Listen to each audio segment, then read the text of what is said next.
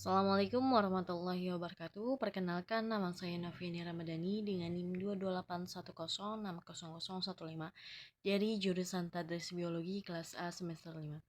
Di sini saya akan mempresentasikan tentang virus dan peranannya pada materi biologi kelas 10 semester 1 tahun 2024. Adapun tujuan pembelajaran tentang virus dan peranannya meliputi: yang pertama, siswa dapat menganalisis karakteristik dan struktur virus sebagai organisme subseluler.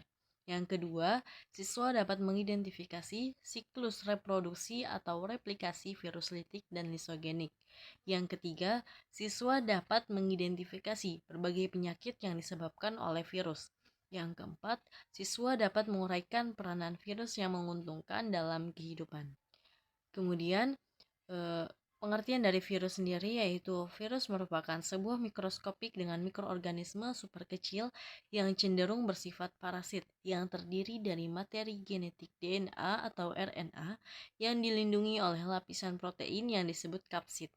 Beberapa virus juga memiliki lapisan lipid tambahan yang disebut envelope. Selanjutnya, menurut Alam RI Muhammad Aha dan Ibrahim A 2020, bahwa karakteristik virus terdiri dari ukurannya kecil, umumnya berukuran antara 20 hingga 300 nanometer. Mereka tidak dapat dilihat dengan mikroskop cahaya biasa dan memerlukan mikroskop elektron untuk pengamatan. Yang kedua, bersifat parasit. Virus tidak dapat hidup dan berkembang biak secara mandiri. Mereka memerlukan sel inang untuk replikasi dan metabolisme. Yang ketiga, tidak memiliki struktur sel, tidak memiliki membran sel, sitoplasma, atau organel sel seperti yang dimiliki oleh sel hidup. Yang keempat, genetik informasi. Virus memiliki materi genetik yang bisa berupa DNA atau RNA, tetapi tidak keduanya. Materi genetik ini berfungsi untuk menyalin informasi yang diperlukan untuk replikasi virus. Yang kelima, kapsid. Virus dilindungi oleh lapisan protein yang disebut kapsid. Kapsid ini memberikan bentuk dan melindungi materi genetik virus. Yang keenam, tipe morfologi virus dapat mempunyai berbagai bentuk termasuk heksagonal, ekosahedral, dan berbentuk silinder atau kompleks. Selanjutnya, siklus reproduksi virus litik. Menurut Erlina 2019, siklus litik adalah siklus reproduksi virus yang mengakibatkan hancurnya sel inang. Tahapannya, yang pertama ada fase adsorpsi virus. Virus menempel pada sel inang yang spesifik. Penempelan terjadi pada reseptor khusus di permukaan sel inang. Virus mengenali sel inang melalui protein pada kapsid atau envelope. Yang kedua, fase penetrasi virus. Virus memasukkan materi genetiknya, DNA atau RNA, ke dalam sel inang. Dapat terjadi dengan cara injeksi, hanya materi genetik yang masuk. Endositosis, seluruh virus masuk ke dalam sel. Kapsid virus tetap di luar sel pada penetrasi injeksi. Yang ketiga, fase sintesis. Materi genetik virus mengambil alih fungsi sel inang. Sel inang membuat komponen-komponen virus baru, seperti sintesis protein virus atau kapsid, replikasi materi genetik virus, metabolisme sel inang, fokus memproduksi bagian-bagian virus. Yang keempat, fase perakitan. Komponen-komponen virus yang baru dirakit, pembentukan virus-virus baru yang lengkap, dapat menghasilkan ratusan virus dalam satu sel. Yang kelima, fase lisis. Sel inang pecah, virus-virus baru dilepaskan, virus baru siap menginfeksi sel-sel lain. Siklus lisogenik adalah siklus reproduksi virus di mana materi genetik virus bergabung dengan DNA sel inang tanpa menghancurkan sel. Tahapannya, fase yang pertama, fase adsorpsi dan penetrasi, sama seperti pada siklus litik. Virus menempel dan memasukkan materi genetiknya. Yang kedua, fase penggabungan atau integrasi. DNA virus menyisip ke dalam DNA sel inang, membentuk profag, DNA virus yang terintegrasi. DNA virus tidak aktif beraplikasi.